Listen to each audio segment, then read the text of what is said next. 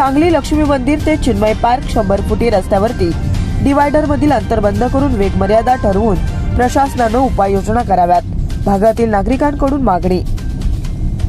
सांगली लक्ष्मी मंदिर ते चिन्मय पार्क हा नव्याने झालेला 100 फुटी रस्ता रुंदीकरणामुळे वाहनांचा वेग वाढलाय आणि त्यामध्ये डिवायडर केलेला आहे. त्याची उंची जास्त असून त्यामध्ये झाडे लावण्यात आली आहेत. 2 डिवायडर मध्ये 1 फुटाचं अंतर ठेवण्यात आलंय. त्यामध्ये लहान मुलं, जनावरं अचानक पळत येतात.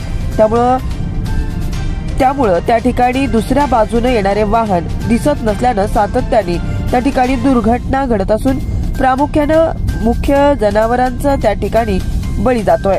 एखादा दिवस असा यायला नको की त्या ठिकाणी एखाद्या व्यक्तीचा बळी जाईल. त्याचा जाब विचारण्यासाठी जनता प्रशासनाच्या दारात येऊन उभी राहील.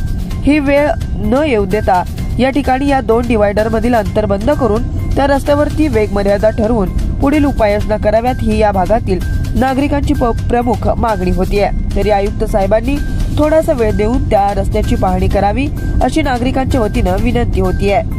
यावेळी रौफभाई भालदार, विजू कोरे, गणेश कोळेकर सामाजिक कार्यकर्ते उपस्थित होते. गाडी इकडे जाताना ना लक्षात हे डिवायडर 2 डिवायडरच्या मध्ये जो गॅप ठेवला आहे, 2 डिवायडरच्या मध्ये जो गॅप ठेवला आहे, ह्या गॅप मधून सातत्याने मुख्य जनावरं त्यांना माहीत नसतं पलीकडनं कुठलं वाहन येते, ते अचानक येते. त्यामुळं येणाऱ्या नागरिकांचं या ठिकाणी दुर्घटनेतून नुकसान होत आहे आणि मुख्य जनावर मृत्यूमुखी पडत आहेत. तर याचा योग्य तो निर्णय घ्यावा. आयुक्त साहेबांना आमची अशी विनंती आहे.